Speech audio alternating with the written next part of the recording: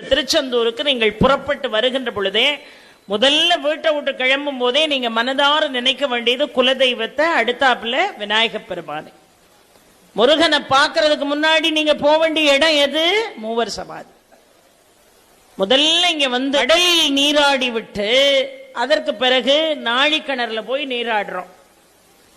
ஆனால் பழமையான நூல்கள் என்ன சொல்கிறது என்பதையும் நான் சொல்லிடுறேன். இப்ப நம்மகிட்ட இருக்கக்கூடிய பழக்க வழக்கம் நேர கடல்ல போய் குளிப்போம், கடல்ல குளிச்சுட்டு நாழிக்கிணறுல குளிச்சுட்டு சுவாமியை பார்க்க வருவோம். காலத்தில் நம்முடைய மூதாதையர்கள் எல்லாம் என்ன செஞ்சிருக்காங்கன்னா, முதல்ல நாழிக்கிணத்துல குளிச்சுட்டு அதுக்கப்புறம் தான் கடல்ல நீராடுவாங்க.